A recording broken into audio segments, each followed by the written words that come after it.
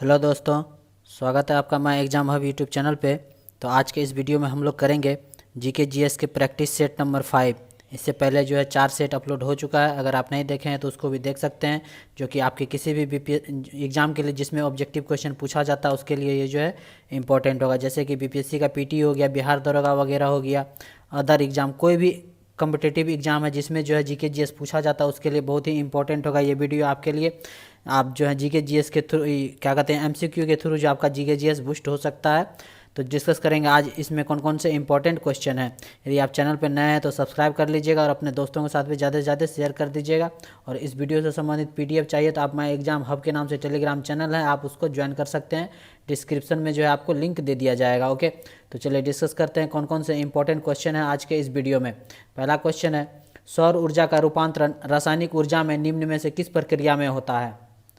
सौर ऊर्जा का रूपांतरण जो है रासायनिक ऊर्जा में निम्न में से किस प्रक्रिया में होता है। किण्वन में, सौर सेल में, परासरण में या प्रकाश संश्लेषण के दौरान। तो सौर ऊर्जा का रूपांतरण जो है रासायनिक ऊर्जा में होता है, ये किसके दौरान होता है, किस प्रक्रिया में, तो ये होता है प्रकाश संश्लेषण के दौरान होता है। ऑप्शन नंबर डी सही हो जाएगा इस क्वेश्चन का आंसर। प्रकाश संश्लेषण की क्रिया जो है वह पौधों में होती है सूर्य की उपस्थिति में। जो पौधे में क्लोरोफिल उपस्थित होता है उसके कारण जो है क्या होता है, प्रकाश संश्लेषण का क्रिया होता है। क्लोरोफिल उपस्थित रहता है किसमें, क्लोरोफिल उपस्थित रहता है पेड़ पौधे में, पत्तियों सब में। ओके, तो इस बात का आपको ध्यान रखना है कि सौर ऊर्जा का रूपांतरण रासायनिक ऊर्जा में होता है किसमें, प्रकाश संश्लेषण के दौरान पौधों में। नेक्स्ट क्वेश्चन पे चलते हैं।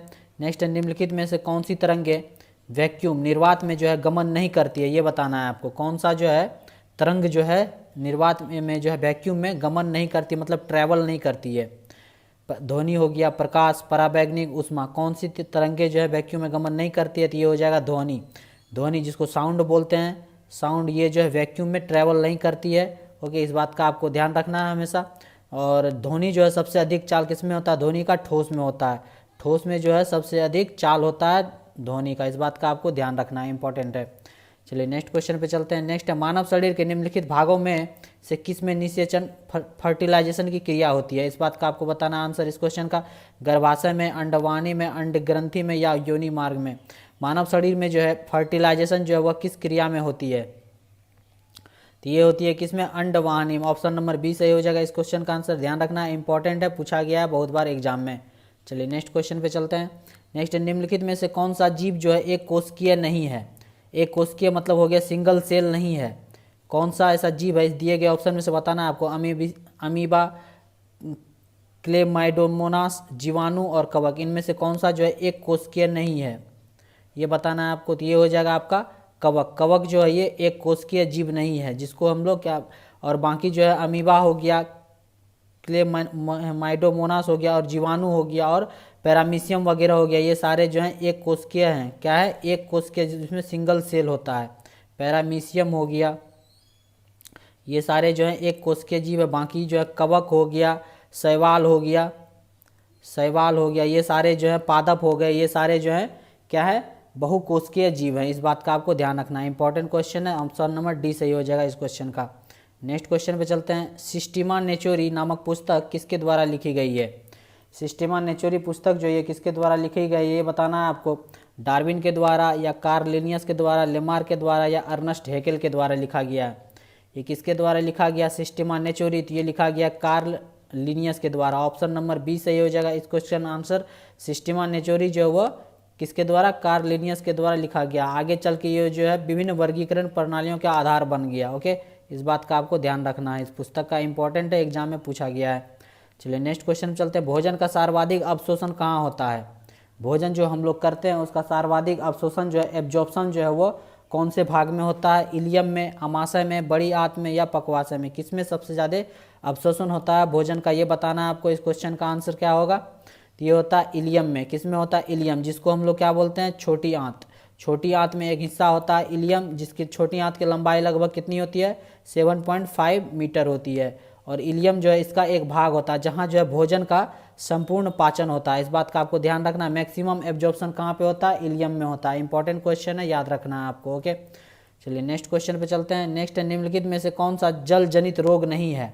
ऐसा कौन सा रोग है, ऑप्शन में बताना आपको, जो है जल के द्वारा, पानी के द्वारा नहीं होता है। हैजा, चेचक, हेपेटाइटिस, टाइफाइड। कौन सा बीमारी है जो है जल जनित रोग नहीं है, ये बताना है आपको। तो ये हो जाएगा ऑप्शन नंबर आपका बी सही हो जाएगा, चेचक। चेचक जो है ये पानी के कारण नहीं होता, जल के कारण नहीं होता। बाकी हैजा जो है ये दूषित पानी पीने के कारण हैजा बीमारी फैलता है। हेपेटाइटिस हो गया, टाइफाइड वगैरह हो गया, ये सारे जो हैं दूषित जल पीने से, गंदे जल पीने से जो है ये सारे बीमारी होते हैं। लेकिन चेचक जो है ये किसके कारण होता है, ये विषाणु के कारण होता है। ये जो है जल जनित रोग नहीं है, इस बात का आपको ध्यान रखना है। ओके, तो चलिए नेक्स्ट क्वेश्चन पे चलते हैं। नेक्स्ट है, निम्नलिखित में से कौन सा शब्द भारतीय संविधान की मूल प्रस्तावना में शामिल नहीं था। कौन सा शब्द जो मूल प्रस्तावना में शामिल नहीं था, ये बताना है आपको। जब संविधान लिखा गया था, प्रस्तावना लिखा गया था, उनमें से कौन सा शब्द जो है दिए गए ऑप्शन में से बताना है आपको कि शामिल नहीं था उसमें। संप्रभु, समाजवादी, समता और एकता, इनमें से कौन सा वर्ड जो है वो भारतीय संविधान के मूल प्रस्तावना में शामिल नहीं था। तो ये था समाजवादी। समाजवादी वर्ड जो है ये मूल प्रस्तावना में शामिल नहीं था। और 42वां संविधान 1976 में जो है, 42वां संविधान 1976 के तहत जो है इसको जोड़ा गया था। 3 शब्द जोड़ा गया था। कौन कौन सा? समाजवादी जोड़ा गया था, एक पंथ निरपेक्ष जोड़ा गया था। क्या जोड़ा गया था? पंथ निरपेक्ष। समाजवादी, पंथ निरपेक्ष और अखंडता वर्ड जो है ये जोड़ा गया था। कब? 42वां संविधान संशोधन 1976 में, जिसको जो है मिनी संविधान संशोधन के नाम से हम लोग जो जानते हैं इसको। ओके, और समाजवादी वर्ड जो है ये मूल प्रस्तावना में शामिल नहीं था। ये 42वां संविधान संशोधन 1976 में जोड़ा गया था। याद रखना है, इंपॉर्टेंट क्वेश्चन है, एग्जाम में पूछ लिया जाता है, ध्यान रखना आपको, इंपॉर्टेंट है। नेक्स्ट क्वेश्चन में चलते हैं। लगातार कितने वर्षों तक भारत से बाहर रहने पर भारत सरकार किसी व्यक्ति को भारतीय नागरिकता से वंचित कर सकता है? आप कितने साल जो है भारत से बाहर रहिएगा तो आपका जो है नागरिकता खत्म कर दिया जाएगा। तो ये हो जाएगा 7 वर्ष। 7 वर्ष जो आप कंटिन्यू 7 वर्ष भारत से बाहर रहते हैं तो आपका नागरिकता जो है भारत सरकार के द्वारा जो है वो समाप्त कर दिया जाएगा। और भारत में नागरिकता जो है नागरिकता खत्म होता है 3 तरह से, इस बात का आपको ध्यान रखना। ऑप्शन नंबर आपका हो जाएगा 7 वर्ष तक आप बाहर रहते हैं तो आपका नागरिकता जो है वो समाप्त कर दिया जाएगा। तो नेक्स्ट क्वेश्चन पे चलते हैं, देखते हैं क्या है आगे। मूल अधिकारों के विषय में निम्न में से कौन सा सही नहीं है? मूल अधिकारों के विषय में दिए गए ऑप्शन में से बताना है कि कौन सा सही नहीं है। ये भारतीय एवं विदेशी नागरिकों को प्राप्त है, ये असीमित नहीं है, ये अस्थायी है या ये नियोजित है। कौन सा जो है मूल अधिकार के विषय में जो है ये कौन सा कथन जो है वो सही नहीं है? मूल अधिकार जो है ये अस्थायी है, ये सही नहीं है। ऑप्शन नंबर आपका सी सही हो जाए, ये अस्थायी नहीं है। बाकी ये तीनों कथन सही हैं। ये भारतीय और विदेशी दोनों नागरिकों को प्राप्त है, ये असीमित नहीं है, ये नियोजित भी नहीं है, ये नियोजित है। इस बात का आपको ध्यान रखना है, इंपॉर्टेंट है एग्जाम के दृष्टिकोण से। तो चलिए नेक्स्ट क्वेश्चन पे चलते हैं। नेक्स्ट, भारतीय संविधान के किस अनुच्छेद के अनुसार जो है विधानसभा का गठन होता है?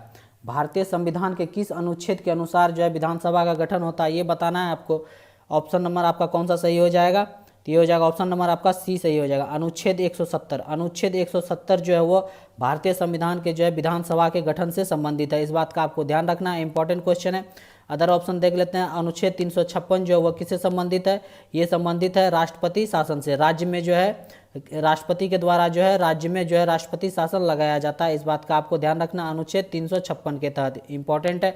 और अनुच्छेद 171 जो है वह विधान परिषद की संरचना से संबंधित है। किससे? विधान परिषद, जिसको जो है विधान परिषद, एक विधानसभा होता है, एक विधान परिषद, विधान परिषद के संरचना से संबंधित है अनुच्छेद 171, इंपॉर्टेंट है, याद रखना। और 168 जो है राज्य के विधानमंडल का गठन से संबंधित है। राज्य में जो है विधानमंडल, राज्य के विधानमंडल से इंपॉर्टेंट है, याद रखना आपको, सारे अनुच्छेद जो है इंपॉर्टेंट है इसमें। राज्य के विधानमंडल के गठन से संबंधित है अनुच्छेद 168, याद रखना है। 171 जो है वो विधान परिषद से है और 356 जो है वह राष्ट्रपति के द्वारा राज्य में जो है राष्ट्रपति शासन लागू किया जाता है उसके अधिकार के लिए है। और अनुच्छेद 170 तो वो है विधानसभा के गठन के लिए। उम्मीद करते हैं ये चारों जो है फैक्ट आपको पता चल गए होंगे। आप चाहे तो अपने नोटबुक में नोट भी कर सकते हैं, ये इंपॉर्टेंट होगा आपके एग्जाम के लिए। तो चलिए नेक्स्ट क्वेश्चन पे चलते हैं। नेक्स्ट है, निम्न में किन्हें विधि के समक्ष समानता से छूट प्रदान की गई है? निम्न में से किन्हें विधि के समक्ष जो है समक्ष समानता के से छूट प्रदान की गई है? राष्ट्रपति को, उपराष्ट्रपति को, राज्यपाल को। डी नंबर ए तथा बी। ए तथा यहाँ पे बी नहीं होगा, यहाँ पे सी हो जाएगा, ये करेक्ट कर लेना है आपको। तो विधि के समक्ष समानता से छूट किसको किसको प्राप्त है, तो एक राष्ट्रपति को, एक राज्यपाल को। ऑप्शन नंबर डी सही हो जाएगा। ए तथा सी, यहाँ पे बी नहीं होगा, यहाँ पे आपको सी करेक्ट कर लेना है, तो ए तथा सी हो जाएगा। ऑप्शन नंबर डी सही हो जाएगा। इसको जो है विधि के समक्ष जो है समानता से छूट है। ओके, ध्यान रखना आपको राष्ट्रपति और राज्यपाल को। नेक्स्ट क्वेश्चन पे चलते हैं। संविधान के किस अनुच्छेद में राज्य को यह निर्देश दिया गया है कि राज्य यह प्रयास करेगा कि उत्पादन का तथा धन का अहितकारी संकेंद्रण न हो? किस अनुच्छेद में ये बताया गया, ये बताना है आपको। संविधान के किस अनुच्छेद में जो है ये निर्देश दिया गया है राज्य को, तो ये हो जाएगा ऑप्शन नंबर सी, अनुच्छेद 39 का सी, अनुच्छेद 39 का सी में जो है ये प्रावधान किया गया है। ओके, याद रखना, राज्य जो है यह प्रयास करेगा उत्पादन तथा धन का अहितकारी संकेंद्रण ना हो, इस बात का आपको ध्यान रखना। Option number C. Important question है, आसान क्वेश्चन नहीं है, क्वेश्चन जो है सारे अच्छे अच्छे लेवल के क्वेश्चन है। वीडियो शुरू से अंत तक देखिए, आपको सारे इंपॉर्टेंट क्वेश्चन है। वीडियो जितना ज़्यादा बार आप रिवाइज करेंगे उतना ही क्वेश्चन जो ऑब्जेक्टिव क्वेश्चन उतना रिवीजन होगा और एग्जाम में जो है सही ढंग से आप सही अटेम्प्ट कर पाएंगे। ओके, तो इसलिए वीडियो शुरू से अंत तक आप देखा कीजिए। तो चलिए नेक्स्ट क्वेश्चन पे चलते हैं। नेक्स्ट है, क्षेत्रीय परिषदों का पदेन अध्यक्ष कौन होता है? क्षेत्रीय परिषद का जो है पदेन अध्यक्ष कौन होता है ये बताना है आपको। जो भी क्षेत्रीय परिषद गठित किया गया उसका जो है अध्यक्ष कौन होता है, तो ये होता है केंद्रीय गृह मंत्री। ऑप्शन नंबर डी से ये हो जाएगा। केंद्रीय गृह मंत्री, होम मिनिस्टर जो है, सेंट्रल होम मिनिस्टर, वो जो है क्षेत्रीय परिषद का पदेन अध्यक्ष होता है, इस बात का आपको ध्यान रखना है। ओके, चलिए नेक्स्ट क्वेश्चन पे चलते हैं। नेक्स्ट है, समावेशी विकास सूचकांक निम्नलिखित में से किसके द्वारा जारी किया जाता है? समावेशी जो है विकास सूचकांक जो है, इंक्लूसिव डेवलपमेंट इंडेक्स जो है वो किसके द्वारा जारी किया जाता है ये बताना आपको। तो ये जारी किया जाता है किसके द्वारा? विश्व आर्थिक मंच के द्वारा, वर्ल्ड इकोनॉमिक फोरम के द्वारा, विश्व आर्थिक मंच के द्वारा जो है समावेशी विकास सूचकांक जो है वो जारी किया जा सकता है। इंपॉर्टेंट क्वेश्चन है, याद रखना है। चलिए नेक्स्ट क्वेश्चन पे चलते हैं। राष्ट्रीय खाद्य सुरक्षा अधिनियम किस वर्ष लागू हुआ? राष्ट्रीय खाद्य सुरक्षा अधिनियम जो है किस वर्ष लागू हुआ ये बताना है आपको। ये लागू हुआ कब? 2013 ईस्वी में। ऑप्शन नंबर सी सही हो जाएगा। राष्ट्रीय खाद्य सुरक्षा अधिनियम जो है ये 2013 ईस्वी में लागू हुआ। इंपॉर्टेंट क्वेश्चन है, आपको ध्यान रखना है। नेक्स्ट क्वेश्चन पे चलते हैं। भारत में योजना अवकाश की अवधि मानी जाती है। भारत में जो है योजना अवकाश की अवधि कब से कब तक मानी जाती है? इस दिए गए ऑप्शन में से बताना है आपको। तो ये मानी जाती है कब से कब तक? 1990 से 1992 तक। दो बार जो योजना अवकाश हुआ था, एक 1990 से 92 और एक जो है 1966 से 69 तक। ये भी आपको ध्यान रखना है। यदि ऑप्शन में 1990 से 92 नहीं रहे तो ऑप्शन में ये रहेगा आपको 1966 से 69 तक जो है योजना अवकाश की अवधि मानी जाती है, इस बात का आपको ध्यान रखना है। इंपॉर्टेंट क्वेश्चन है, एग्जाम में कितने बार रिपीट करके पूछा गया है। तो चलिए नेक्स्ट क्वेश्चन पे चलते हैं। नेक्स्ट है, आधारभूत उद्योग के अंतर्गत निम्नलिखित में से कौन शामिल नहीं है? आधारभूत उद्योग मतलब क्या हो गया? आधारभूत उद्योग के में जो है मेजर इंडस्ट्री में कौन इनमें से शामिल नहीं है ये बताना है आपको। आधारभूत उद्योग के अंतर्गत कौन शामिल नहीं है? तो ये है ई कॉमर्स। ई कॉमर्स जो है ये आधारभूत जो है उद्योग के अंतर्गत नहीं है। आधारभूत उद्योग के अंतर्गत जो है 8 प्रोडक्ट आते हैं, 8 चीज़ आते हैं। कौन कौन से?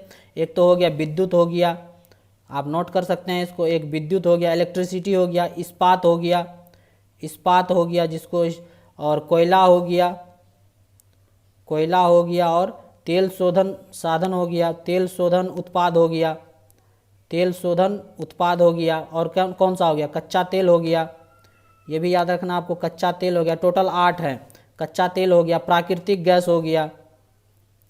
प्राकृतिक गैस के बारे में आप प्राकृतिक गैस नोट कर सकते हैं। उसके बाद हो गया सीमेंट हो गया और उर्वरक हो गया, जिसको फर्टिलाइजर बोलते हैं। सीमेंट हो गया, उर्वरक हो गया, ये सारे जो हैं आधारभूत उद्योग के अंतर्गत जो है टोटल 8 आते हैं। एग्जाम में घुमा फिरा के पूछ लिया जाता है। कोई ऑप्शन 4 देगा, उनमें से कोई एक सा नहीं होगा तो वो टिक करना रहेगा कौन सा आधारभूत उद्योग नहीं है। तो इस तरह से ये क्वेश्चन बनता है। तो आप 8 नोट कर सकते हैं कौन कौन से जो हैं आधारभूत उद्योग के अंतर्गत आते हैं। इंपॉर्टेंट है, सारे याद कर लेने हैं आपको। चलिए नेक्स्ट क्वेश्चन चलते हैं। आर्थिक समीक्षा वित्त मंत्रालय के किस विभाग के द्वारा जारी किया जाता है? आर्थिक समीक्षा जो है वो वित्त मंत्रालय के किस विभाग के द्वारा जारी किया जाता है ये बताना है आपको। तो ये जारी किया जाता है आर्थिक कार्य विभाग के द्वारा। इंपॉर्टेंट क्वेश्चन है, आर्थिक कार्य विभाग के द्वारा जो है आर्थिक समीक्षा जारी किया जाता है। इंपॉर्टेंट क्वेश्चन है, याद रखना है आपको। नेक्स्ट क्वेश्चन पे चलते हैं। इस प्रक्रिया में गैस सीधे ही ठोस वस्तु में परिवर्तित हो जाती है। कौन सी प्रक्रिया में जो है गैस जो है वो सीधे गैस से वह ठोस वस्तु में परिवर्तित हो जाती है। कौन से प्रक्रिया में, ये बताना है आपको। तो ये होता है किसमें, डिपोजिशन में। याद रखना, डिपोजिशन जो है वो प्रक्रिया है जिसमें जो है गैस जो है वो सीधे ठोस में परिवर्तित हो जाती है। याद रखना आपको डिपोजिशन, इंपॉर्टेंट क्वेश्चन है, पूछा जा सकता है। नेक्स्ट क्वेश्चन में चलते हैं। निम्नलिखित में से कौन सा ईंधन गैस वेल्डिंग में उपयोग किया जाता है? कौन सा ईंधन जो है गैस वेल्डिंग में उपयोग किया जाता है, ये बताना है आपको। रसोई गैस हो गया, इथाइलिन हो गया, मीथेन हो गया या एसिटिलीन हो गया। कौन से गैस जो है वो गैस वेल्डिंग में इस्तेमाल किया जाता है? तो ये हो जाएगा एसिटिलीन। एसिटिलीन जो है वो गैस वेल्डिंग में इस्तेमाल किया जाता है। इस बात का आपको ध्यान रखना है, इंपॉर्टेंट क्वेश्चन है, पूछा गया है। नेक्स्ट क्वेश्चन में चलते हैं। वस्तु की मात्रा बदलने पर निम्न में से क्या अपरिवर्तित रहता है? यदि वस्तु की मात्रा बदल दिया जाए तो इनमें से दिए गए ऑप्शन में से बताना है कि आपको कौन सा मात्रा जो है वो अपरिवर्तित रहता है। भार अपरिवर्तित रहता है या घनत्व, आयतन या द्रव्यमान, कौन सी मात्रा जो है वो अपरिवर्तित रहता है, ये बताना है आपको। तो ये हो जाएगा आपका घनत्व। घनत्व जो है वो अपरिवर्तित रहता है। यदि वस्तु की मात्रा भी बदल दिया जाए तो भी जो है घनत्व जो है वो अपरिवर्तित रहता है। बाकी वस्तु का आयतन हो गया, भार हो गया, द्रव्यमान हो गया, ये सारे चीज़ जो हैं वो बदल जाते हैं। ओके, इस बात का आपको ध्यान रखना है, इंपॉर्टेंट है। नेक्स्ट क्वेश्चन चलते हैं। धुआं किस प्रकार का मिश्रण है? धुआं जो है वह किस प्रकार का मिश्रण है, ये बताना है आपको। एक गैस के साथ एक मिश्रित ठोस है, गैस के साथ मिश्रित गैस है, एक गैस के साथ मिश्रित तरल है, एक तरल और एक ठोस के साथ मिश्रित गैस है। धुआं जो वह किस प्रकार का मिश्रण है, किस प्रकार का मिक्सचर है, स्मोक, ये बताना है आपको। तो ये हो जाएगा एक तरल और एक ठोस के साथ मिश्रित गैस है। ऑप्शन नंबर डी से हो जाएगा इस क्वेश्चन का answer. Option number D important question है। धुआं जो है वो एक तरल और एक ठोस के साथ एक मिश्रित गैस के रूप में है धुआं, याद रखना है, इंपॉर्टेंट है। नेक्स्ट क्वेश्चन में चलते हैं। निम्नलिखित में से कौन सा देश यूनाइटेड किंगडम का हिस्सा नहीं है? निम्नलिखित में से बताना है आपको कौन सा जो है यूनाइटेड किंगडम का हिस्सा नहीं है। उत्तरी आयरलैंड, स्कॉटलैंड, वेल्स, आयरलैंड गणराज्य, कौन सा जो है वो यूनाइटेड किंगडम का हिस्सा नहीं है, ये बताना है आपको। ये हो जाएगा ऑप्शन नंबर आपका डी सही हो जाएगा, आयरलैंड गणराज्य। ये जो है मतलब यूनाइटेड किंगडम का हिस्सा नहीं है। यूनाइटेड किंगडम में जो है कौन कौन से आते हैं? यूनाइटेड किंगडम में वेल्स आता है, एक आप नोट कर सकते हैं, स्कॉटलैंड आता है और उत्तरी आयरलैंड आता है और इंग्लैंड आता है। कौन कौन सा आता है? चार जो है आते हैं यूनाइटेड किंगडम के अंतर्गत, जो है 4 देश आते हैं। कौन कौन? इंग्लैंड हो गया, उत्तरी आयरलैंड हो गया, स्कॉटलैंड हो गया और वेल्स हो गया। ओके, ये चारों मिलके जो है किसका निर्माण करते हैं? यूनाइटेड किंगडम का। इंपॉर्टेंट है, याद रखना, बहुत बार कन्फ्यूजन हो जाता है। यूनाइटेड किंगडम में ये चारों आते हैं। ओके, और आयरलैंड गणराज्य जो है ये नहीं आता। ऑप्शन नंबर आपका डी सही हो जाएगा। पूछ रहा था हिस्सा नहीं है कौन। नेक्स्ट क्वेश्चन पे चलते हैं। हमारे सौरमंडल का दूसरा सबसे छोटा ग्रह कौन है? हमारे सौरमंडल का दूसरा सबसे छोटा ग्रह कौन सा है? तो ये हो जाएगा मंगल। हमारे सौरमंडल का दूसरा सबसे छोटा ग्रह कौन सा है? मंगल। इस बात का आपको ध्यान रखना है। और हमारे सौरमंडल में सबसे छोटा ग्रह कौन है? ये है बुध। बुध जो है वो सबसे छोटा ग्रह है, लेकिन दूसरा सबसे छोटा पूछा जा रहा है तो ये है मंगल, जिसको मार्स कहते हैं। ओके, और इसको रेड प्लैनेट के नाम से भी जाना जाता है। क्या? रेड प्लैनेट के नाम से भी जाना जाता है मंगल ग्रह को, याद रखना आपको, इंपॉर्टेंट है। ओके, और टोटल 8 ग्रह हैं। ओके, इस बात का आपको ध्यान रखना है। तो ये थे आज के जीके जीएस सेट नंबर 5 के इंपॉर्टेंट 25 क्वेश्चन। उम्मीद करते हैं ये वीडियो जो आपके एग्जाम के दृष्टिकोण से हेल्पफुल होगा। जितने भी एग्जाम उनमें से बहुत सारे क्वेश्चन इनमें से आपको देखने को मिलेंगे। वीडियो जो है शुरू से अंत तक देखिए, कैसा लगा कमेंट करके ज़रूर बताइएगा। यदि आपके लिए यूजफुल हुआ तो लाइक कर दीजिएगा, और चैनल पर नए हैं तो सब्सक्राइब कर लीजिएगा, और ज़्यादा से ज़्यादा अपने दोस्तों के साथ शेयर कीजिए ताकि ज़्यादा से ज़्यादा लोग इस वीडियो को देख सके और अपना जो है जीके जीएस बेहतर कर सके, और एग्जाम में ज़्यादा से ज़्यादा क्वेश्चन आप अटैम्प्ट कर सकते हैं। सब अच्छे लेवल के क्वेश्चन हैं। बाकी मिलेंगे नेक्स्ट सेट में। देखते रहिए my exam hub YouTube channel. Thank you for watching.